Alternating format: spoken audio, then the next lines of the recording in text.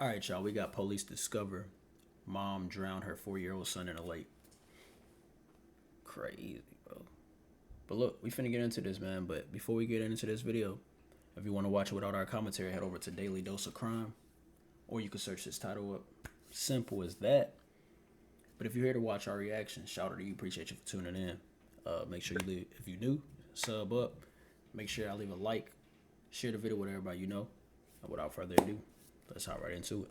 It's a kid. You know, it's hard to tell. Did it seem like a happy or? No. How can a 5-year-old kick that kayak off those things and put it in the water? I don't see the kid anymore. Son? Tuesday, March 29th, This finna be a sad video, bro. Oh my goodness. 2022, Lake Lansing, Meridian Township, Michigan. On a late March morning marked by the cold and thin layers of ice still visible on the water, a woman decided to head out onto the lake in a kayak.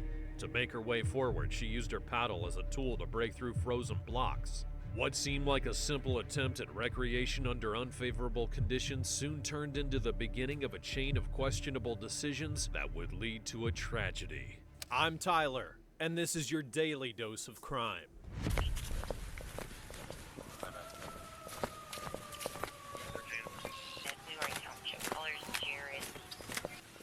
Holy smokes.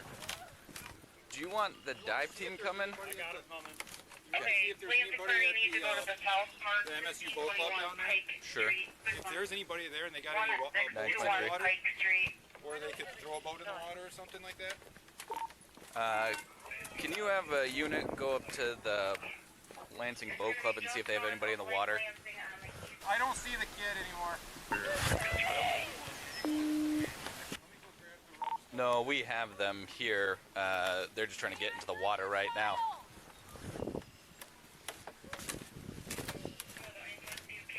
Do we have paddles? Right here. I don't think we have a second set. She's under. What do you need carried? I got this stuff. You want to go help those yet?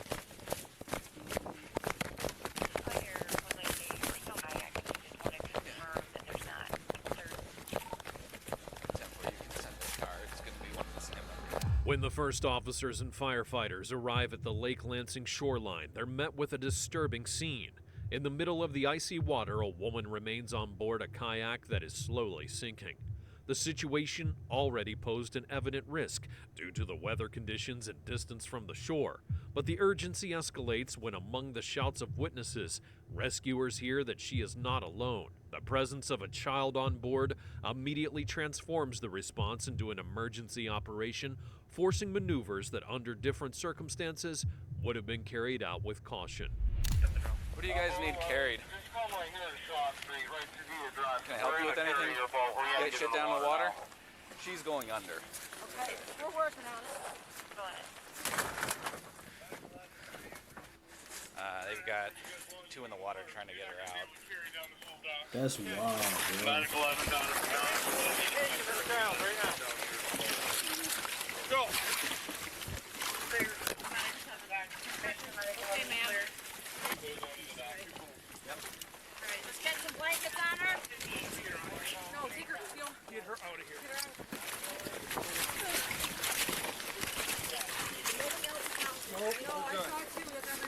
Firefighters managed to bring the kayak to the dock and rescue the woman along with her child.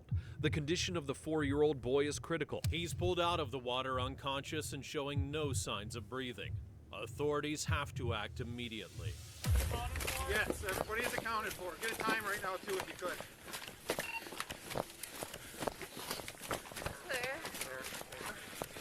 Son? How old is he? 4.5. How old was him? They already pronouncing this man deceased? Pronouncing the little boy deceased? So how old was him? Let's get your car ready, okay? Yep. Sit her up. I think our guys Firefighters and officers carry the boy on a stretcher toward the ambulance. Along the way, paramedics continue CPR efforts, trying to reverse the effects of the prolonged exposure to icy water. After being rescued, the woman and her son were immediately transported by ambulance to the Sparrow Hospital in Lansing. The urgency was heightened by the freezing water temperatures and the time elapsed since the capsizing, factors that had gravely compromised the child's vital functions. Damn. Meanwhile, the woman was stabilized for hypothermia. Her transfer was also a priority, but the difference in the level of care provided along the way reflected the disparity in their clinical conditions. While she remained conscious and showing signs of recovery, her child's life hung by a thread. For emergency teams, the scene symbolized a race against time, where the initial conditions, the absence of warm clothing and most importantly a life jacket, had created an almost insurmountable disadvantage. But what exactly had happened? Township units out there. Just be clear, they do have everyone out of the water.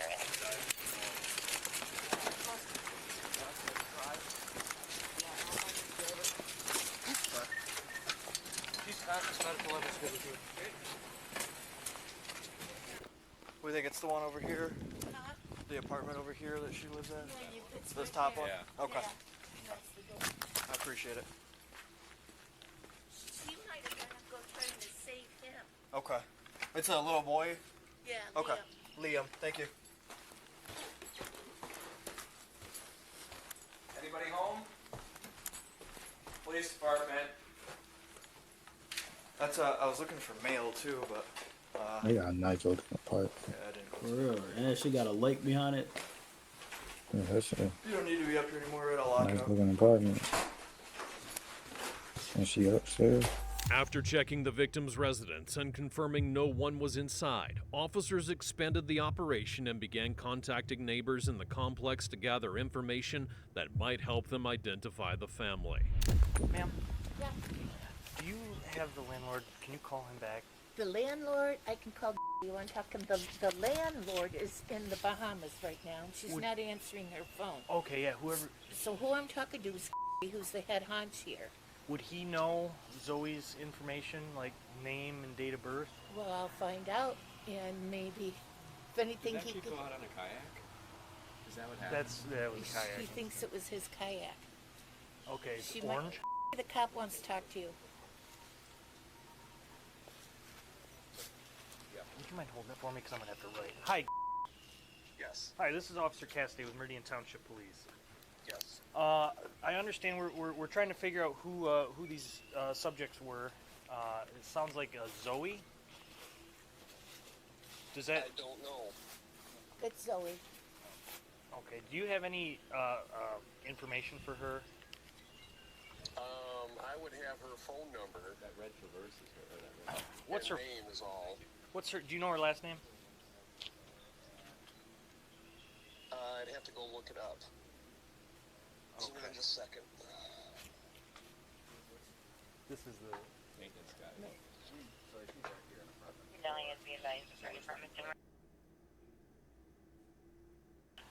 Do we know her last name? We're on fire Do I need to inside. come down there? They've thrown those What? outside. No, I Put don't. it I don't out believe so. in the apartment. Because she's not registered to the address. Not on the vehicle though? No, the vehicle address or here. She hasn't changed her address. Damn. What? They gonna That's they gonna crazy. they gonna give her a damn fine when she get out the hospital. Gonna give her a fine for not Yeah. changing her address after 30 days, bro. That's crazy. She had to sign a lease. But on her ID, like her driver's license. She just moved in. She just moved in like a month ago. Officers There it is, approached 30 two days. immediate She neighbors should already in the changed the complex to address. obtain basic information about the woman and her household. Both had confirmed that the woman and her son had moved in only recently, which limited the depth of what they could provide. Their recent arrival had gone largely unnoticed, with a quiet routine and no incidents that stood out to the community. For investigators, this detail was significant. As new residents, there was little background information available about their family dynamics or risk factors. Even the victims' names were initially unclear. Well, actually, he didn't take it out. She took it. How could a 5-year-old kick that kayak off those things and put it in the water? Schreiber. He's the maintenance man. You still there? Yeah, the only number I've got is for Claire Powers. Oh, is her name Claire? It's Claire. Is Claire? It's Claire. Where did I get Zoe? Oh my God! Don't ever ask me anything again. I told him her name was Zoe. It's Claire. Okay, excellent. Powers. Do you have a phone number or anything? Yeah, hang on just a sec. I gotta find it again. What a boo. But the boy's name is Liam. I know that for a fact. Sounds like her name is going to be Claire Powers. Just got a couple follow-up questions for you. You said she's moved in here about a month. Yeah, about a month, yeah. Okay. What was your guys' relationship like? Was there any? No, I knew the lady who lived there before. Her name was we were close. But no, I never had really any relationship with her. Is she quiet? Did she have a lot of comings and goings? Does any like drama sound like coming from over there? No. She's, like I said, she just moved in, quiet. Every once in a while I'd hear the kid. I don't think the kid was always here. Okay. And I've, maybe said hi to her twice in passing. I always felt guilty because I never asked her name. Right. And I was just like, but no, not. I think occasionally there's some trucks here I don't recognize. Okay. That may be the father of the kid. Okay. No recent drama that you've heard, or No. nothing alarming, or nothing that would be. No, the thing that happened this morning was, so I work here. My desk is right here. Mhm. I work from home. I heard some kids or the kid, it's hard to tell. They're just in the hall. I said, oh, okay. It's not used to having kids around anymore. Right. And then I was walking up and I heard people out.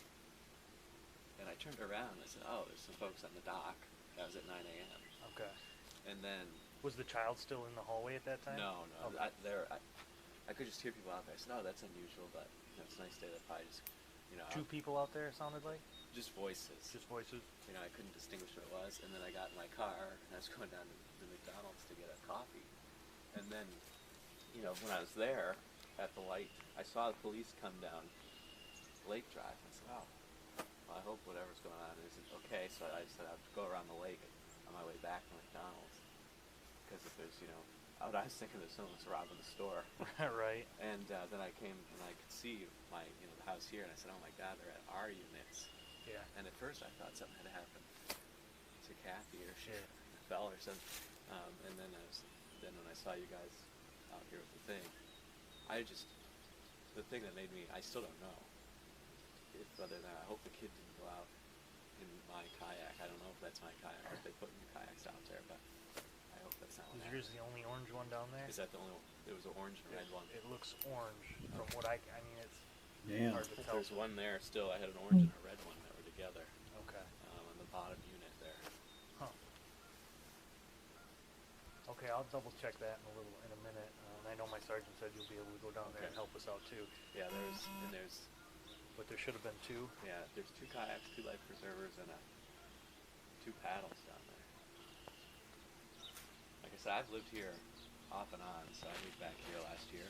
I used to live in this unit, 2018, 2019. Okay. And before, we didn't have the racks for the boats. We just laid them out there. Right. And then that was a new addition because so many people had started to get watercraft here. Okay, so about 9 o'clock though, you heard voices down there, but couldn't see.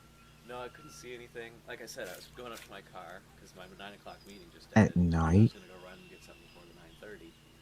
And I remember going up to my car and thinking, oh, No, I think that's morning. It's unusual to hear voices. Oh, okay. Right. But I was like, oh, there's a kid here now. At 9 o'clock at night would have been whatever. crazy. And then I was like, okay. And then I got in my car and left.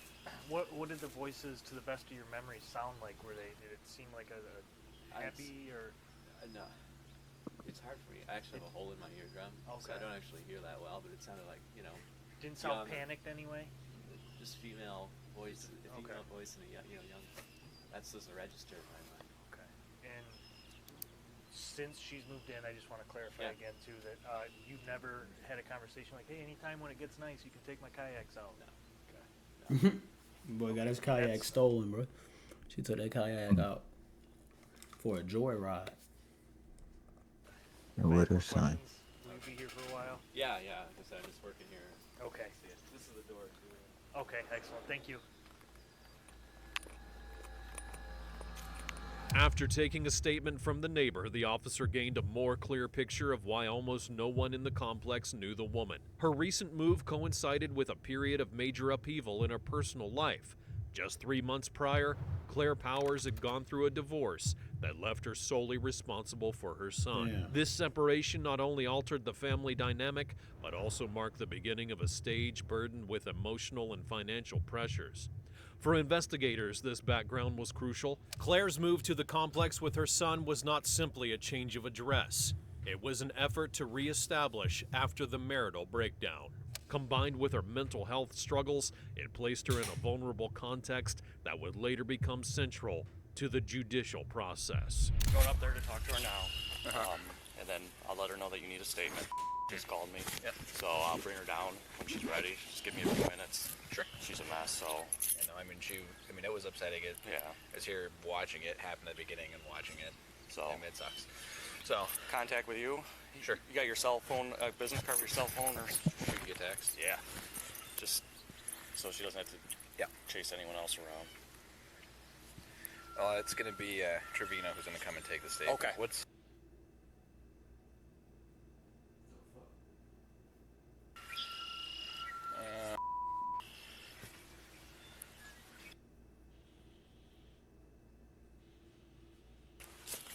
Okay. Just let me know when you're ready. Yeah, I definitely will. Let me talk. She won't go to the critical stress, so I'm gonna try to get her to calm down a little bit. Yeah. My wife's on her way over too. So. And honestly, it should happen today, just so we can, for other things that are going on Right. with this. But if we can't, I just let think me she'll know. be ready. I'll keep you posted, okay? Yeah, let me know. All right.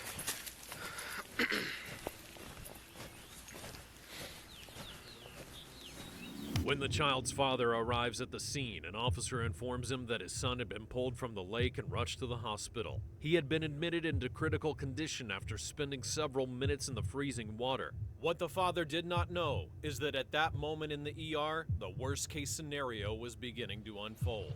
Yeah, I don't know these. So, but that one's yours, and I'm assuming that one's from mine. what it looks like, that one's yours as Yeah, well. it's an orange sun dolphin. Okay, yeah, we don't know.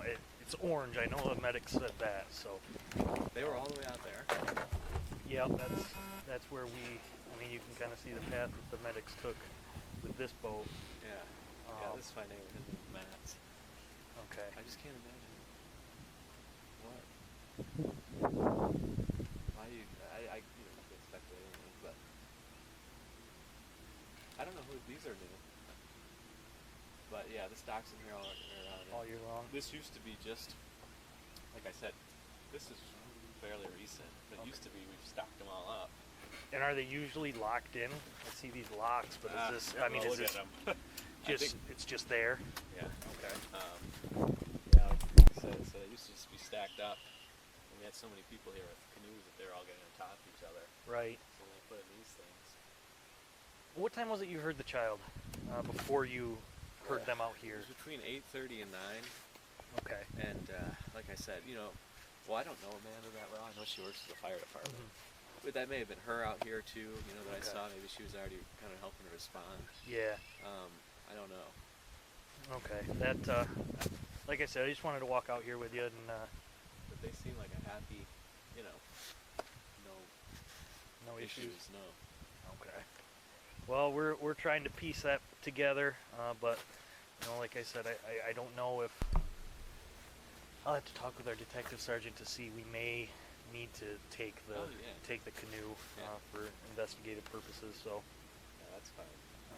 But we'll I think that's the least of our concerns right now. Yeah, so kids okay. Yeah. I mean that's a sheet of ice out there. Right? Yeah. Well. Yeah, but it's only paper thin. Yeah. So there's no way. Hell, I've been on the water all my life. There's no way anybody was walking on that. No. Not even the temperature. Like I right. said, they're new. Maybe they don't know about. I lived around water most of my life.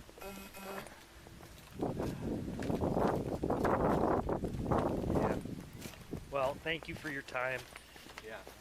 The news talk to you? No, I don't talk Yeah. to Missing it. I don't like that. I saw him trying to knock on doors before I left, or before I went up to my car, so. Vultures. How do they know? I don't understand how to find that stuff out. On March the 29th of Nah, the 2020, news station be on it, bro. It'd be weird. It'd be weird how fast they pull up, bro. on a cold morning when right, get Lake it, get it, Lansing get it. was still covered with sheets of ice, Claire Powers decided to take a kayak out with her 4-year-old son. Despite conditions of the water, she pushed forward, breaking through the ice with her paddle while ignoring the obvious danger from the start. The child was not wearing a life jacket or warm clothing, and just minutes later, the kayak overturned after striking a frozen section of the lake. After falling into the icy water, 4-year-old Liam Andrew Powers died from drowning and hypothermia at Sparrow Hospital in Lansing, despite medical efforts to revive him. The investigation would reveal that just 3 months earlier, Claire had gone through a divorce that left her the sole custody of her son amidst emotional instability and ongoing mental health. Boy, if the dad active, bro, I know he mad as hell about that. She get full custody of the child and then something like that happen. I know he's sick, bro. If he an active father. Health struggles. The circumstances of the accident, no protective clothing, no life jacket, and the use of a kayak taken without permission were decisive elements for prosecutors. For months, they debated whether her actions could be considered simple recklessness or whether they rose to a level of criminal conduct severe enough to justify a murder charge. Damn. Her emotional struggles and lack of a support network made it hard to define the line between negligence and criminal responsibility. 10 months after Liam's death, Claire Powers was charged with second-degree murder, a charge that carried the possibility of life in prison. And in September of 2023, she accepted a plea deal and entered a no-contest plea to involuntary manslaughter. She would be sentenced to 1 year in jail and 3 years of probation with mandatory mental health treatment. The case closed as a stark reminder of how a series of decisions made in just moments, within a context of personal instability, spiraled into a tragedy that left a permanent mark on both the family and the community. That shit is crazy though, man. The fact that water, man, you know that water was cold as hell. That kid didn't have a chance. That kid didn't have a chance, bro. The moment they say he ain't had no life jacket or no warm clothes on, that kid didn't stand a chance, bro. She lucky she ain't fucking die either though. And she lucky that too. She lucky about that too. She got 1 year in jail and then 3 years of probation. But a divorce led her to do this shit? A divorce? Now that's expectation right there. Now I don't think the divorce led her to do that. I think she just went out there. But it could be a possibility. But also, I don't see it as she intentionally, tried to do that. But it's straight up crazy that she did that, knowing that it was ice on that lake, which means the water cold as hell. Like, hypothermia ain't no joke either. But y'all let us know what y'all think about this in the comment section below.